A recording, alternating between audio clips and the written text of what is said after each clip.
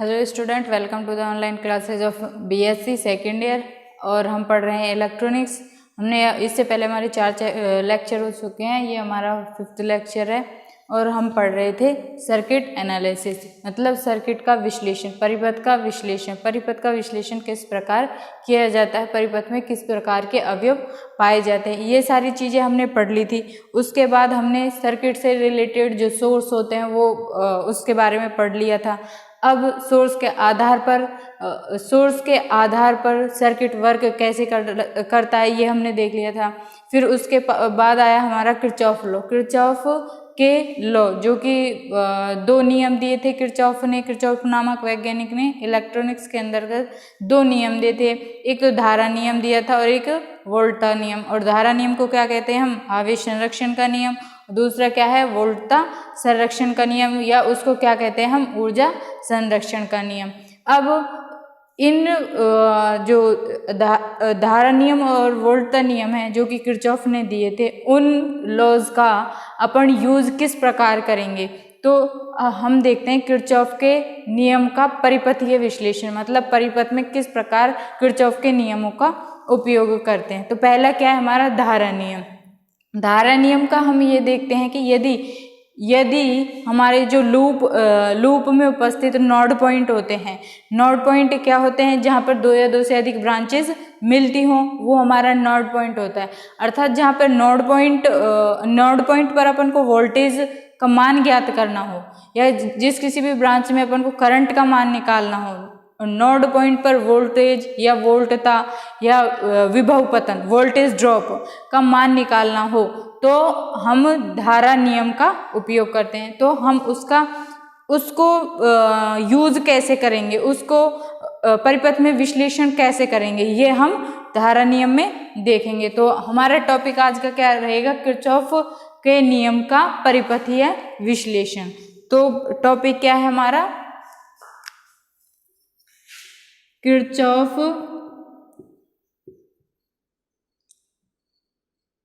के नियम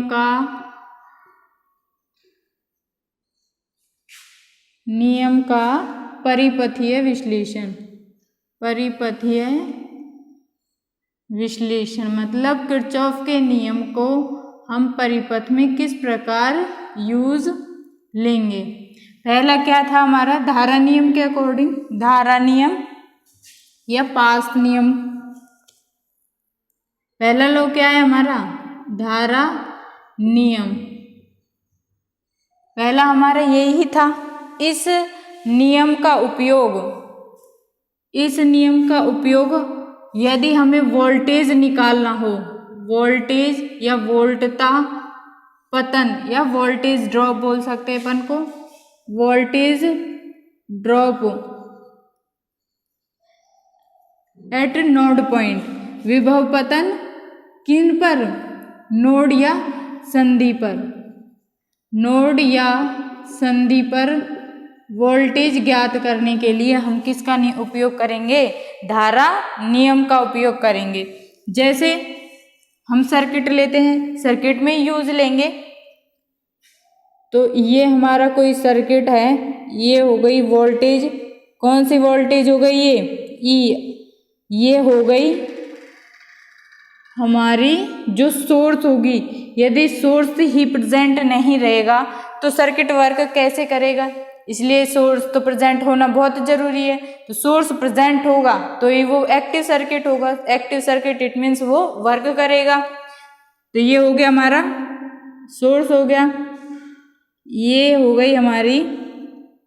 एक बात और, यदि धारा नियम लगा रहे हैं अपन, वोल्टेज ड्रॉप निकाल रहे हैं, तो जनरली हमें ये जरूरी नहीं है कि प्रवेश्यता ही दी हुई हो।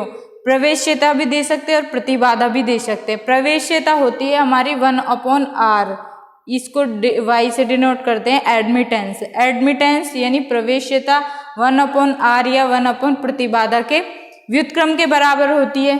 तो यदि अपन धारा नियम लगा रहे हैं, धारा नियम मतलब पास या वोल्टेज ड्रॉप पर नोड पॉइंट पर वोल्टेज ड्रॉप निकाल रहे हैं, तो उस स्थिति में हमें जो नोड पॉइंट पर ये अपन को जो दी हुई होगी, जो रेजिस्टेंस होगा, वो रेजिस्टेंस हमारी प्रवेश्यता होगी। वो रेजिस्टेंस हमारी क्या होगी, प्रवेश्यता। ये सर्किट अपन को गिवन है। अब इस सर्किट में अपन को जो करंट नियम है वो किस प्रकार लगाना है ये हम देखेंगे।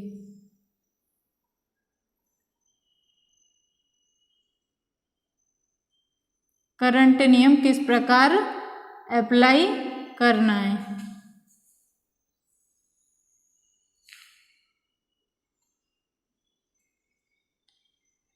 ये हो गई प्रवेश्यता Y1, ये हो गई Y2, ये हो गई Y3, Y4 और ये हो गई हमारी प्रवेश्यता Y5। अब इसमें मान लिया इसमें करंट फ्लो रही है हमारी I1, करंट की डायरेक्शन ऐसे ही होगी क्योंकि ये माइनस है ये प्लस है और करंट हमेशा इलेक्ट्रॉन के फ्लो के विपरीत दिशा में फ्लो होती है, तो ये प्लस ये माइनस हो जाएगा, करंट ऐसे फ्लो होगी।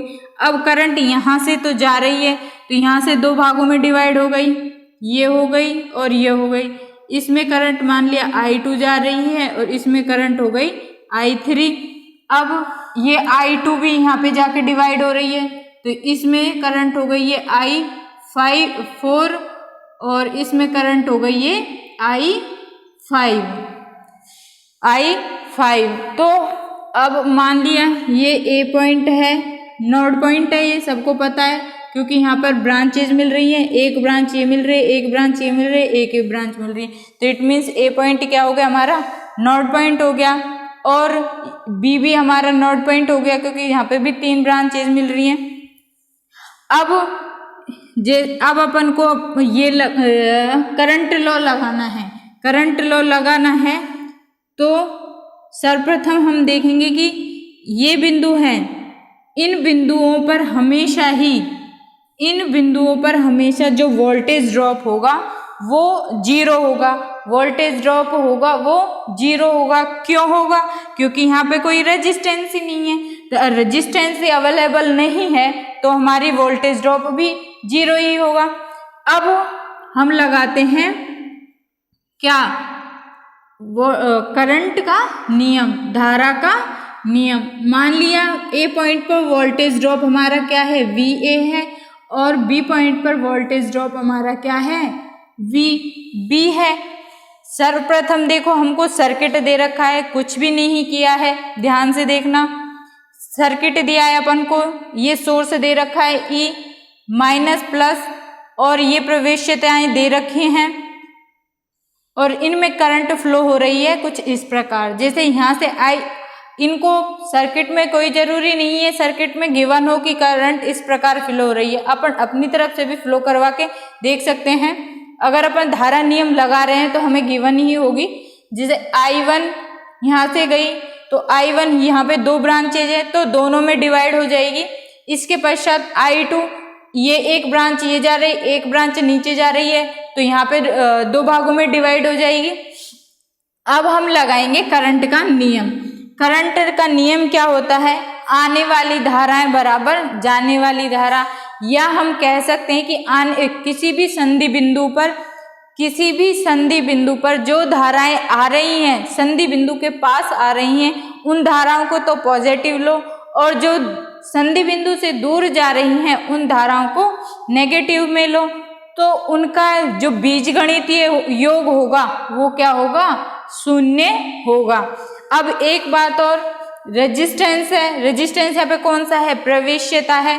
तो प्रवेश्यता मतलब प्रवेश्यता यानी Y है, वो क्या होती है हमारी रेजिस्टेंस R के 1 में होती है। तो अपन जैसे वोल्टेज निकालेंगे, वोल्टेज क्या होता है, वरना ओम के नियम के अनुसार V = IR होता है। तो इसके अकॉर्डिंग हमारा जो वोल्टेज होएगा वो क्या हो जाएगा, V = I/Y हो जाएगा, I/Y हो जाएगा। यानी I को क्या लिख सकते हैं अपन को, V × Y लिख सकते हैं क्योंकि हमें प्रवेश्यता गिवन है और प्रवेश्यता क्या है, रेजिस्टेंस की उल्टी है। अब हमें इसमें अप्लाई करते हैं। पहले देखते हैं ये करंट I1 का मान। I1 बराबर, यहाँ पे क्या है हमारा E है यानी वोल्टेज है, E माइनस VA, अपन करंट की डायरेक्शन में जा रहे हैं इसलिए हो जाएगा हमारा E माइनस VA और इनटू क्या आ जाएगा हमारा Y1 आ जाएगा, Y1। ये देखो ये तो वोल्टेज ड्रॉप, यहाँ से हमारा E1 minus VA upon Y1, ये हमारा क्या हो गया, इस संधि पर जो वोल्टेज ड्रॉप हुआ है वो हो गया, यानी I1 बराबर E माइनस VA Y1 और I2 की वैल्यू क्या हो जाएगी हमारी, I2 इस संधि में हमारा वोल्टेज ड्रॉप हो जाएगा VA minus VB upon into Y2, ये समझ में आ रहा है ना सबको, E minus VA upon Y1, E minus VA into Y1, क्योंकि ये हमारी प्रवेश्यता है उसके अकॉर्डिंग हम निकाल रहे हैं, तो I1 की वैल्यू क्या आ जाएगी, E minus VA into Y1, I2 की वैल्यू क्या आ जाएगी हमारी VA minus VB upon into Y2 और I3 की वैल्यू निकालेंगे तो हमारी क्या आ जाएगी VA। अब यहाँ पे कितने, इस नोड पॉइंट पर वोल्टेज कितने, वोल्टेज ड्रॉप कितना हुआ है हमारा, 0 वोल्टेज ड्रॉप हुआ है, तो I3 का मान क्या हो जाएगा VA माइनस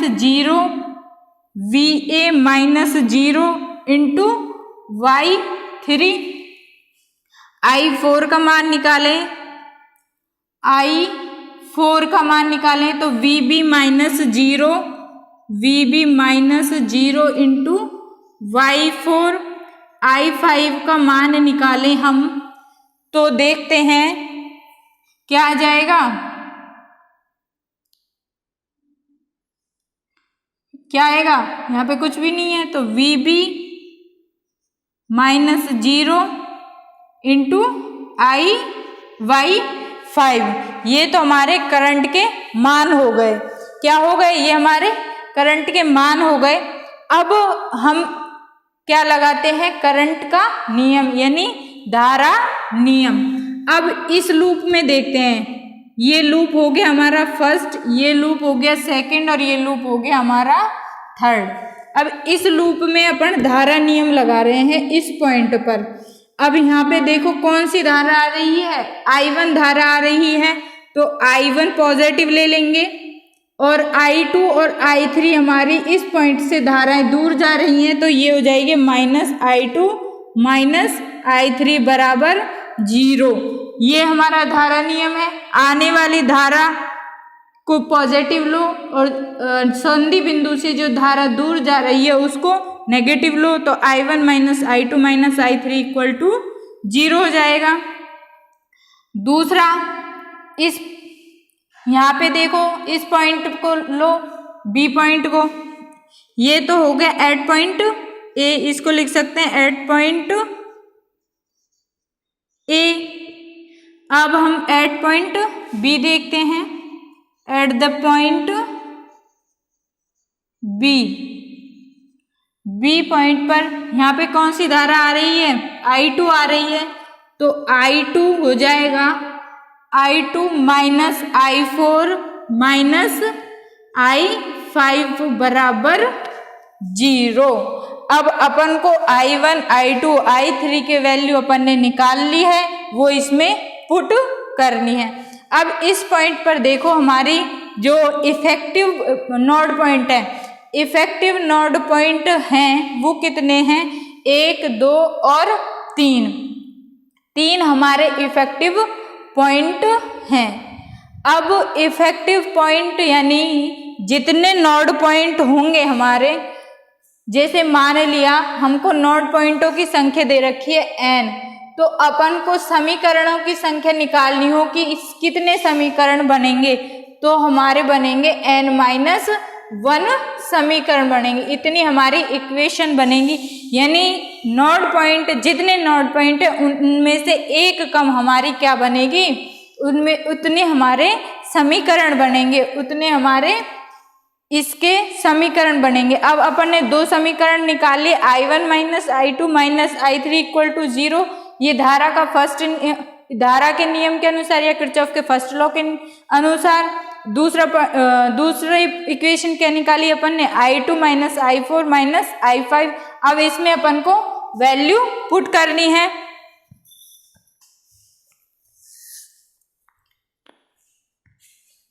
तो अपन इसमें वैल्यू पुट करेंगे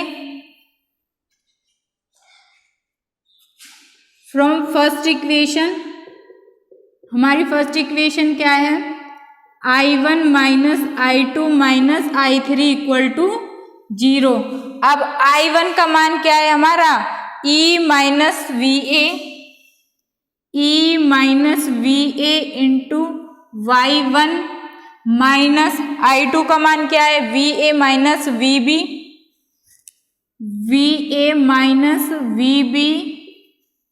Y2।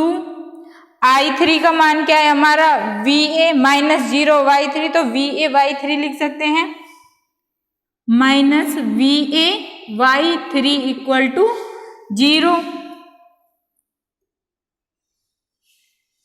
ठीक है, E minus VA Y1 VA minus VB Y2 minus VA Y3 equal to 0। Second equation क्या है हमारी, I2 minus I4 minus I5। From second equation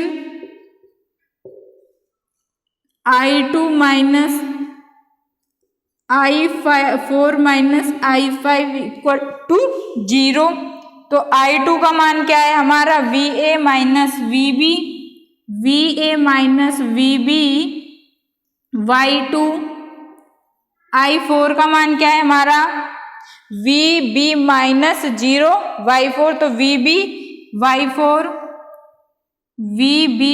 Y4 और ये हमारा I5 क्या है हमारा, VB Y5 minus VB Y5 equal to 0। अब ये हमारी दो इक्वेशन बन गई हैं। इसमें अपन को जो सारी क्वांटिटीज हैं, जैसे E वोल्टेज ड्रॉप गिवन होगा, Y1 गिवन होगा, Y2 गिवन होगा, Y3 गिवन होगा, इसको बोल दे अपन थर्ड इक्वेशन और इसको बोल दे अपन फोर्थ इक्वेशन, है ना। तो इसमें जो VA और VB वो वोल्टेज ड्रॉप है, उन संधियों पर वोल्टेज ड्रॉप है, विभवांतर हैं, जिनका हमें मान निकालना है। तो जितनी इक्वेशन होंगी और जितने वेरिएबल होंगे तो निकालना बहुत आसान होगा। तो इसमें सारे VA और VB के अलावा VA और VB अननोन क्वांटिटीज हैं, बाकी E Y1 Y2 Y3 Y2 Y4 Y5 ये हमारी नॉन क्वांटिटीज है। इट मीन्स ये हमको गिवन है और VA और VB का मान हमको निकालना है। तो इन दोनों इक्वेशंस को अपन सॉल्व करेंगे और VA और VB का मान हम निकाल सकते हैं। तो हम देखते हैं कि इस प्रकार अपन करंट लॉ अप्लाई करके अननोन वोल्टेज यानी वोल्टेज ड्रॉप या विभवांतर का मान निकाल सकते हैं। सेकंड लॉ आता है हमारा वोल्टेज लॉ या वोल्टता का नियम, या हम बोल सकते हैं ऊर्जा संरक्षण का नियम या किरचॉफ का द्वितीय नियम, उसको पढ़ेंगे।